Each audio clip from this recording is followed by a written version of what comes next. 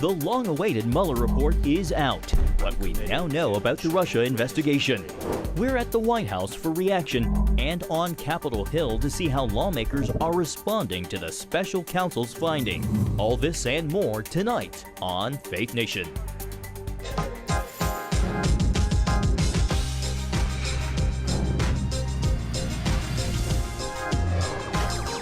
The release of the Russia investigation caps a whirlwind week in Washington. On this Good Friday, we welcome you to Faith Nation. I'm John Jessup. And I'm Jenna Browder. The Russia investigation dominated headlines this week, and tonight we bring you a recap of our special coverage. Well, 10 instances of potential obstruction and no collusion. That is the Mueller report, and this is it.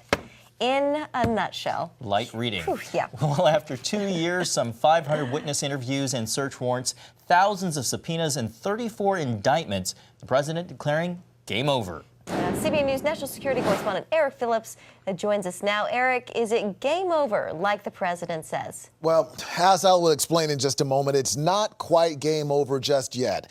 Attorney General Bill Barr says he and Deputy Attorney General Rod Rosenstein disagreed with some of Special Counsel Bob Mueller's legal theories on obstruction. But even still, under Mueller's own framework, they still found that the president did not commit a crime. There was, in fact, no collusion. The nation's top law enforcement officer boiled down 400 pages in just over 20 minutes. The special counsel did not make a traditional prosecutorial judgment. The Mueller report, quote, does not conclude the president committed a crime. It also does not exonerate him. The report recounts 10 episodes involving the president and discusses potential legal theories for connecting those activities to the elements of an obstruction offense. Those 10 episodes recounted in the redacted release, from the president's efforts to seize control of the Russia investigation to President Trump's endeavors to force the special counsel's removal, which were, quote, mostly unsuccessful because the persons who surrounded the president declined to carry out orders. President Trump faced an unprecedented situation. The weight of that cloud revealed in the release, with the president cursing, stating, quote, this is the end of my presidency,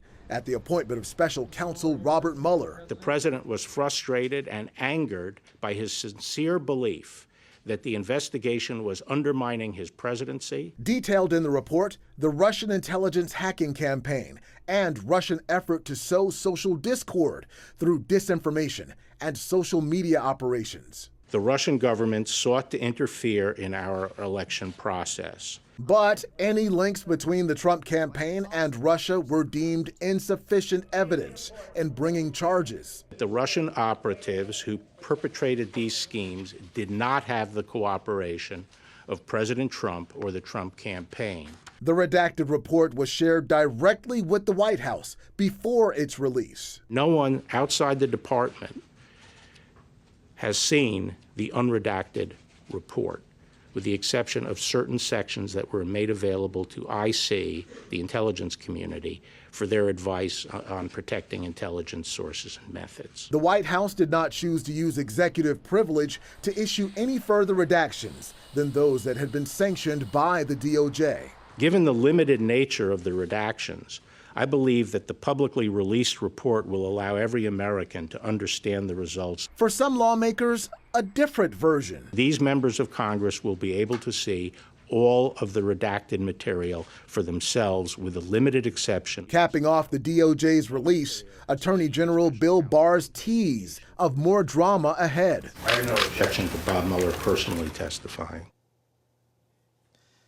The fight to come now lies in the halls of Congress. The House Judiciary Committee has oversight over the Department of Justice and could still decide, based on those 10 episodes detailed in the release, that the president's actions constituted an obstruction of justice.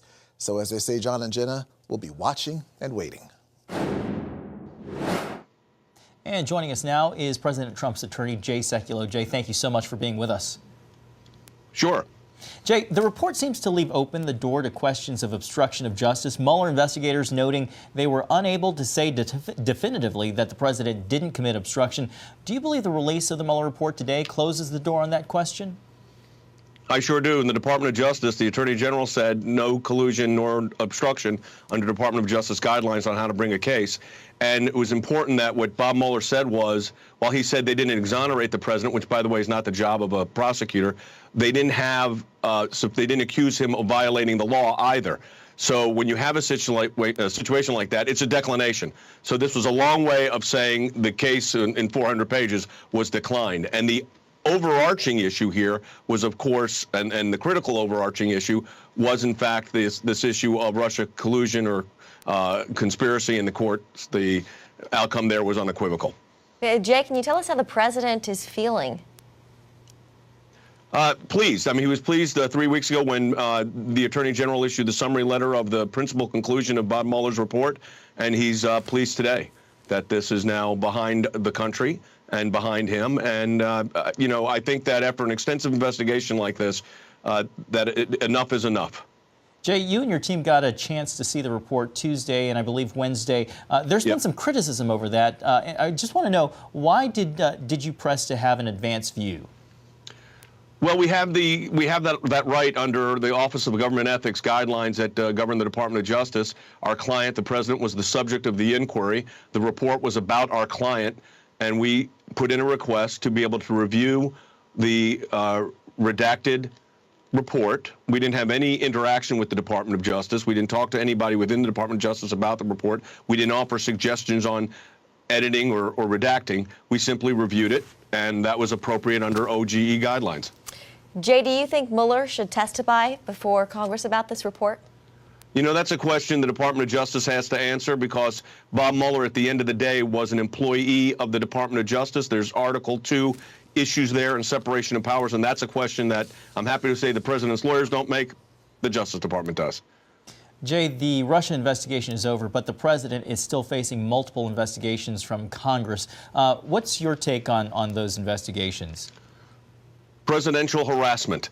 That's what this is. I mean, this idea that these subpoenas are going all over to the banks and to tax returns, information that clearly under both separation of powers and constitutionally they don't have the authority to get. Nevertheless, they're trying. So, look, I think it's presidential harassment there. It'll be very interesting to see what happens in the days ahead. But I think we play by the law. And the law is clear, and we're going to insist on the law being followed. And that means whether it's at the House or the Senate. And in any case, if there's an issue that we think is worthy to litigate, we will litigate it. The Democrats, they will have their investigations, but what about the investigations, Jay, into the way this whole Russia probe started? Barr, he testified last week saying that the spying did occur.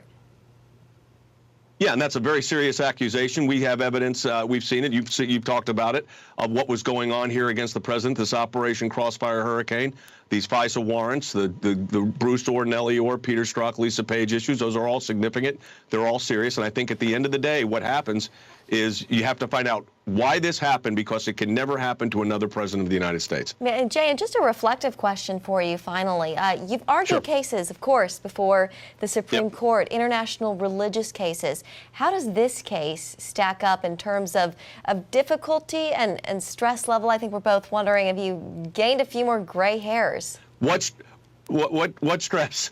Fortunately, my genes are good on hair, so my family doesn't have many gray hairs in my family. My father, when he passed away at 83 years old, was barely salt and pepper, and I had uncles that were 90 and still had black hair.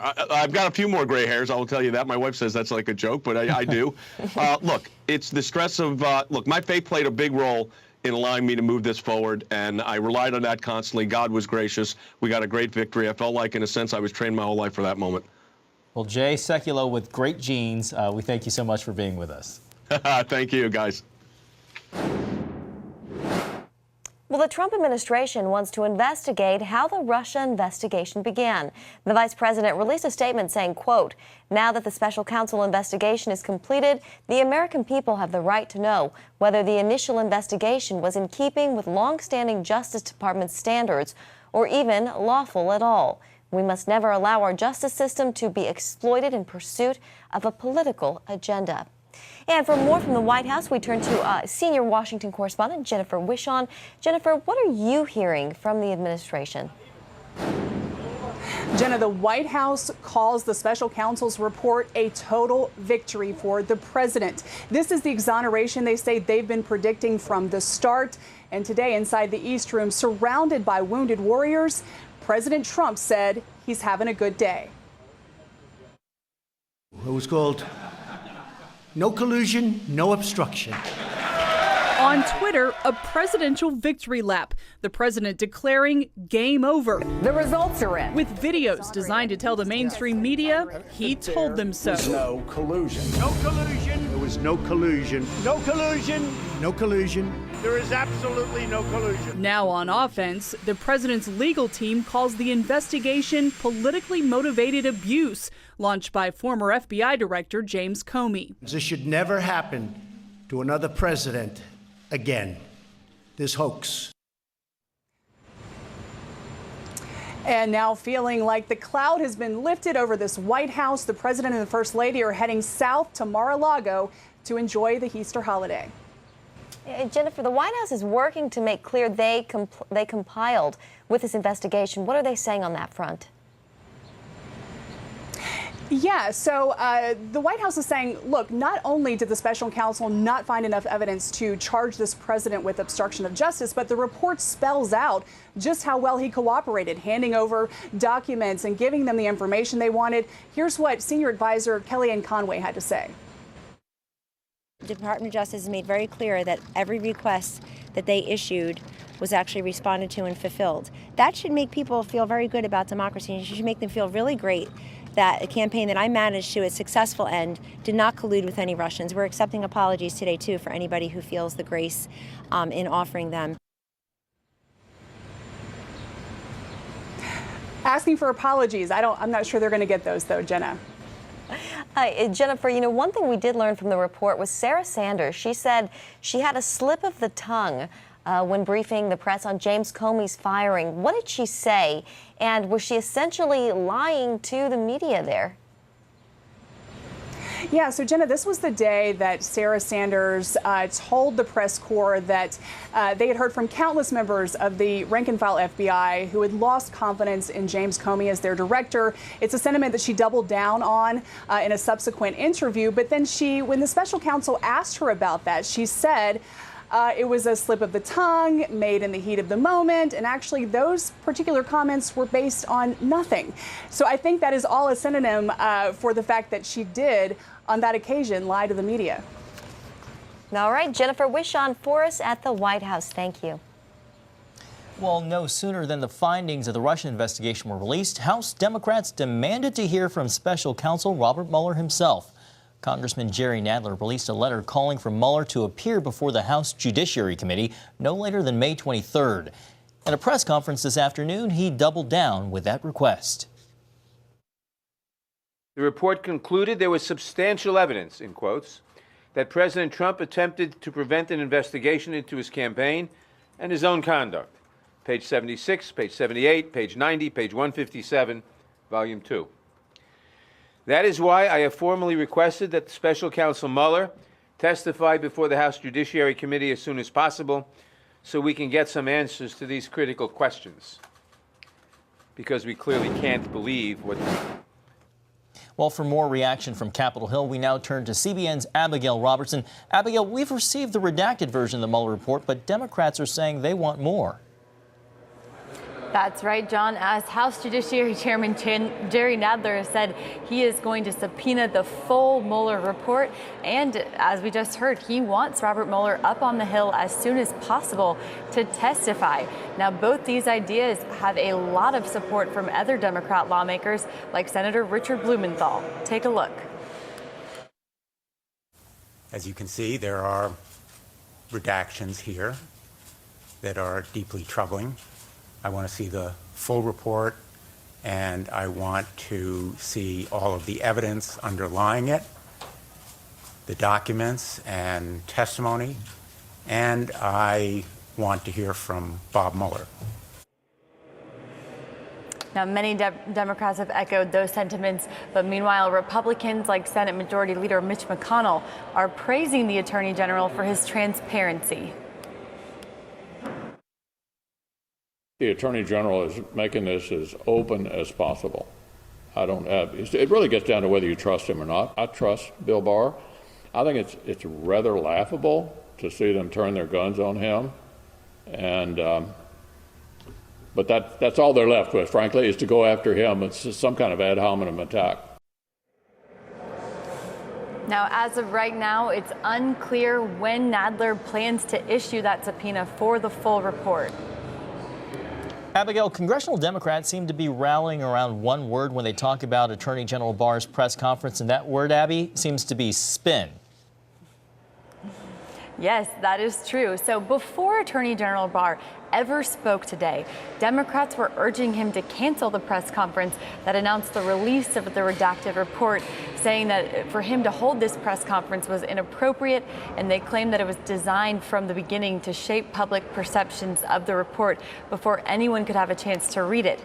Now, obviously, as we saw, the Attorney General went ahead and had the press conference, and this immediately led to a chorus of Democrats in both the House and Senate calling Attorney General Barr a spin doctor, saying this is all just political propaganda being fed to the American people, and that they want to see the full unredacted report without any spin from a presidential appointee. Now, this isn't necessarily surprising that we're seeing so many Democrats use this messaging and use the word spin, because when big things like this happen, both Republicans and Democrats, they work hard to get everyone in their party repeating the same message, and in this case, that the Attorney General is spinning this story to really get it to stick. And on the Republican side, we're seeing many of them repeat the same message, that there was no collusion being found. Great point, Abby. And final question for you. General Barr, I believe, said today that he will be testifying before the House Judiciary Committee. When will we hear from him speak next? Well, right now, he's coming to the Hill May 2nd, so get your popcorn ready. And as we said, Democrats are also hoping that in addition to Attorney General Barr, they will get a chance to hear from Robert Mueller. They say they're not satisfied right now with the redacted report. They have dozens of questions for both of these men. And Nadler said earlier that he wants to follow their own evidence wherever it leads. And Nadler did not rule out possibly proceeding with impeachment against President Trump today. So this is far from over. Back to you, John and Jenna. CBN's Capitol Hill correspondent Abigail Robertson. Well, joining us now are Tom Bevan, president of Real Clear Politics, and CBN News chief political analyst David Brody. Gentlemen, thanks for being with us. Tom, I want to start with you, and maybe David, you can weigh in just a moment. But big day. I'd love to hear your initial thoughts on the long-awaited document release. Well, we knew that this wasn't really going to move the needle. I mean, Trump supporters are claiming vindication. Trump critics are claiming damnation, right? This is proof that he is guilty of all the things that they thought. So not really surprising that way. But I think, I always try and take these moments when there is a frenzy like this to sort of step back and try and remove yourself from the frenzy and take the long view look at this. How are we going to remember this event 6 weeks from now, 6 months from now, 6 years from now? And I think after all the hyperventilation that's gone on and continues to go on, it's going to be the bottom line, which is, like the president, don't like the president. He's right about the fact there was no collusion, there's no conspiracy, there are no more indictments. This is dead as a legal matter, no obstruction of justice. And that now it turns to the political aspect, and that's up to the Democrats what they want to do about it. Yeah, David, do you think any of the points will stick? Sarah Sanders lying to the press, or any other points, Don McGahn being told to fire Mueller? Will any of these points stick? It's 24/7 news cycle stuff. I think eventually, like Tom said, I mean, at the end of the day, as we like to say quite a bit, no collusion.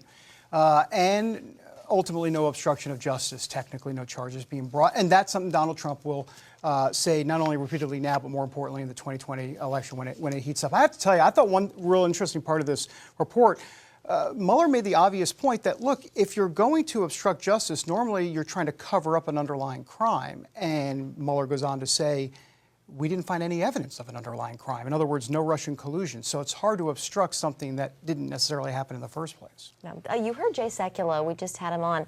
It sounds like the president's team is ready to fight back against Democrats and their inquiries and their subpoenas. How hard do you think they'll fight this? Well, I think they're going to fight it for sure. And as Jay said, presidential harassment. Though I have to tell you, I think Democrats are going to be the ones that the question is how much fight do they have left in them? Look, fight at your own peril here, because I got to tell you, I think ultimately you have to wonder, when do you stop digging your own grave at some point? And I don't know. I don't see them. They're going to continue it. There's no doubt that the Democrats will continue it. For sure. Tom, let's talk about Barr's performance. Some Democrats are calling for him to step down, saying that with 900 redactions, he withheld too much information and lost credibility defending the president's actions at that press conference ahead of the document's release. There's no way it's going to come to that. No. I mean, since when does the media oppose, and Democrats, since when do they oppose people holding press conferences to give more information? I mean, the report came out after, and every single channel has been talking about it all day long. It's as if like a 30-minute press conference is going to somehow spin this and set the framework for it, when we've had wall-to-wall media coverage for today and probably tomorrow and beyond and beyond. I just don't think Barr said today that he has no problem with Bob Mueller going up and testifying. So I'm not sure what Democrats, when they're attacking the Attorney General of the United States in this way, I think it's a bad look for them. To really sort of politicize this in that way. They're going to, certainly to David's point, they're going to continue on. Jerry Nadler came out with a statement. Adam Schiff just came out with a statement. They're going to push ahead. I mean, they think there was collusion. They think there was obstruction. And it seems like they're going to push full steam ahead in their investigations. And we'll see where that leads them. I think there's a potential political backlash to that as well. But attacking the Attorney General of the United States and politicizing in that way, I don't think did them necessarily any favors, because at the end of the day, he released the report. We all got to see it, most of it.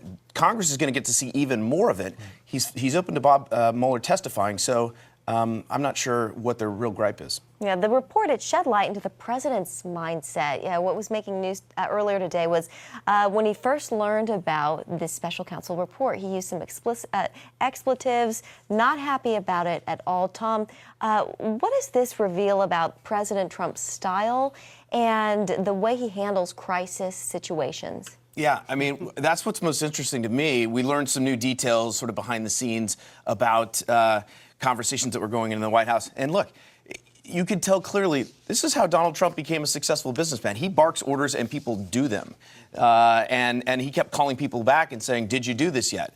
Now, in the political realm, and he's obviously a political novice, he had members of his staff who thought that Trump's orders were pushing either ethical boundaries or legal boundaries or made them uncomfortable. All of these people in the executive branch serve at the pleasure of the president. He can hire them, fire them for any cause, any time whatsoever. And so when you're in that position, it's up to you to decide whether you want to execute that order or resign. Those are sort of your two options. And it seemed like Don McGahn actually was going to resign and got talked out of it. But that was certainly one of the most interesting insights that the Mueller report provided is Donald Trump, that's how he operates, for better or worse, as a political novice inside the White House, basically, barking orders and pushing some of these boundaries. And by the way, you can make the argument that he can thank Don McGahn that this didn't get any worse. I mean, because if it did, he might not have been able to say game over. That's exactly right. I mean, Don McGahn, in a way, kind of saved Trump from some potential even more legal jeopardy. So, David, we have investigations, we have counter-investigations, not to mention we have a 2020 presidential campaign where candidates might use some of this information as ammunition. So what's next? Where do we go from here? Well, Steny Hoyer, the House Democrat minority leader, just came out a few minutes ago and said, when he talked about impeachment, he said it's not worthwhile at this point. So, I mean, I think they're getting the message. Nancy, we already know Nancy Pelosi doesn't want to go down the impeachment road. But the fact that Hoyer said this after the report's been released, I think that's significant. I think that gives you a sense inside the leadership of the Democrats in Congress. Yeah, and this question for both of you, media coverage. What have you made? What do you make of what we've seen so far? Is it fair? You mean of the report itself? Yeah. I mean, I think the media, quite honestly, has done the American public a great disservice for the last 2.5 years. And here they are on television this very day, patting themselves on the back, actually, and saying, well, a lot of this stuff we see in the report was actually a product of good journalism. The media has been they took all of these dots, they connected them to support one narrative, and that is the president was guilty of treason and collusion. And we found out in the end that's not true. That's not where the facts actually led us. And so I think the media coverage of this has been pretty bad all around. Yeah, and I have to tell you, when I just did a quick search of the New York Times, Washington Post, and CNN headlines this afternoon, and they're up on my Twitter account, you can actually see it for yourself.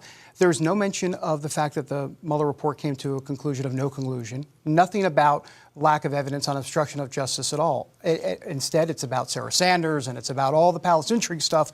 And how do you not have any of that in your headlines? I think that speaks volumes. All right, David Brody, Tom Bevan, thank you both. Well, new details about how firefighters worked to save relics from the Notre-Dame Cathedral fire when we come back.